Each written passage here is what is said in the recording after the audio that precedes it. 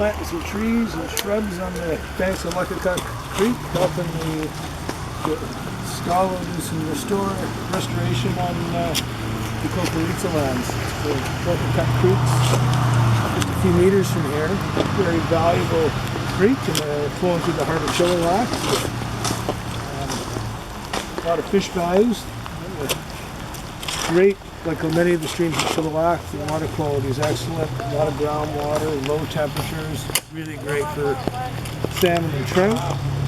What kind of salmon do we see come in here? Chum and coho? Yeah, mostly. Because they're probably pretty much exclusively the ones that like these small groundwater streams.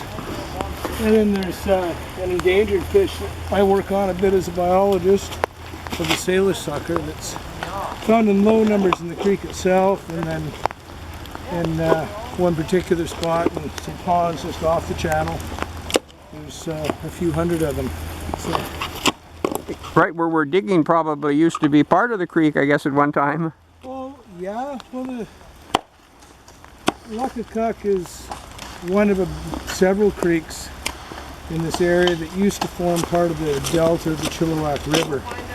The Chilliwack River used to sort of break up into delta and a bunch of streams in the delta before it went into the Fraser River. It was all diverted in the late 1800s and into Lake Sumas Lake. So these little creeks, you end up with these little creeks like Luckakuck flowing in channels that were formed by a much larger river.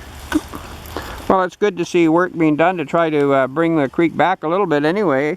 It is. It's really got a huge amount of potential. I mean, when you're looking at restoring creeks,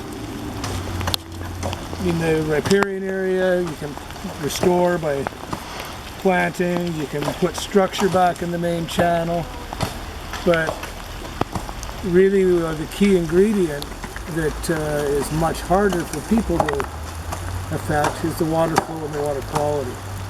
And so the cold, beautiful groundwater coming into this, really, if you give it the rest of the habitat, it will thrive. Oh, well, that's good, and I know we've got the Friends of Luckakuck Creek sort of in its infancy, I guess, you know, and then you keep working on it, and maybe one day we'll see the creek restored to its former glory. Yeah, I know there's going to be some more work next summer, so some research work, and I'm very hopeful some more restoration work here and in other places along it. It's one of the challenges. A lot of Luckakuck flows from people's backyards, so it's very kind of chopped up in terms of ownership. There are a lot of little small parcels and wide variation in how people treat the creek. And so it would really do well to get you know, some landowner contact and education and you know, some way to help people help the creek in their own backyard. Right. Well, I know down below Yale Road there, old Yale Road down to where the old drive-in used to be. I mean, I remember, and I came here in the 60s, that used to flow quite nicely, but it's sort of weed choked now. I mean, nice to get that cleaned out and get good flow there, and spawning areas and stuff would really be an asset. Yeah, for sure. And certainly one of the best things you can do to deal with sort of the weed choked aspect of it is to plant trees and shrubs and get some shade on it. Yeah.